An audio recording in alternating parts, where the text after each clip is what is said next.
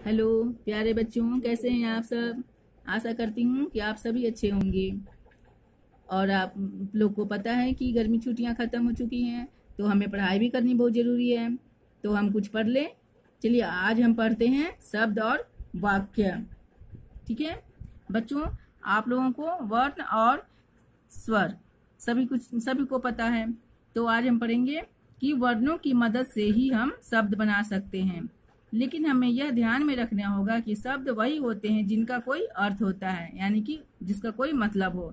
जैसे मान लो हम लिखते हैं ग ई प्लस ला प्लस स, तो ये क्या बन गया बच्चों? गिलास।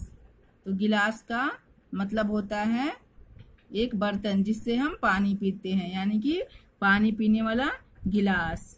ठीक है, ऐसे ही इसके उल्टे अगर हम लिखते हैं कि ला प्लस स प्लस गी, तो इसका क्या मतलब होगा? इसका ला स गी, यानी कि इसका कोई मतलब नहीं निकलता।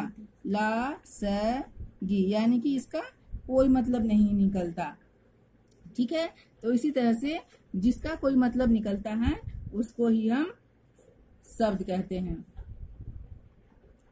देखो बच्चों, गिलास का अर्थ है, लेकिन लासगी का कोई अर्थ नहीं है।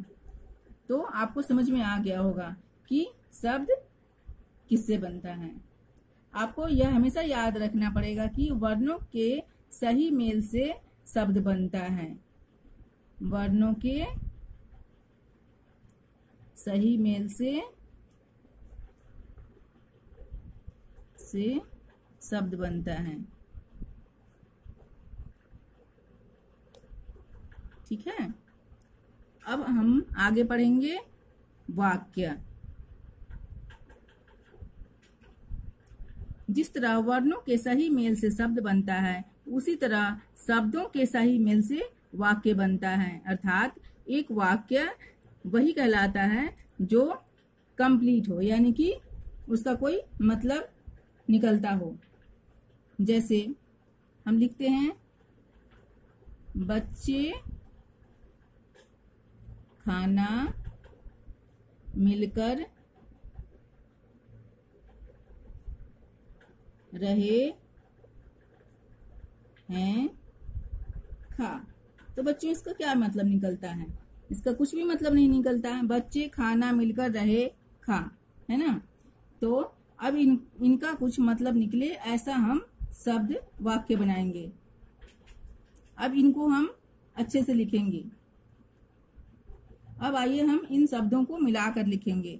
जैसे बच्चे खाना मिलकर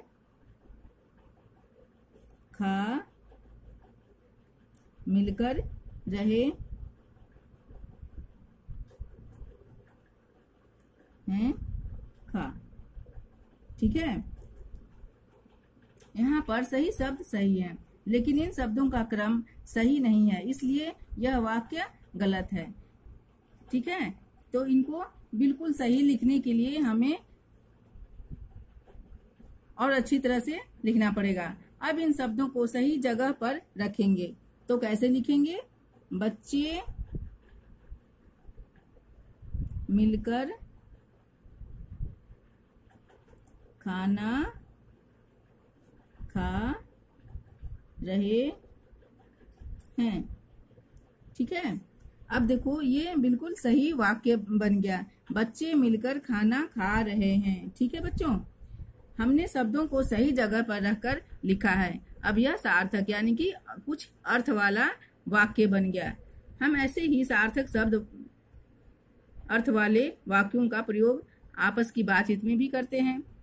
ठीक है, आप इसी तरह से और भी वाक्य बना सकते हैं।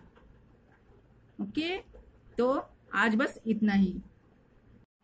बच्चों, अगर आपको यह वीडियो अच्छी लगी हो तो लाइक और सब्सक्राइब जरूर करें, और कुछ पूछना हो तो कमेंट सेक्शन में जाकर पूछ लें। ओके, धन्यवाद।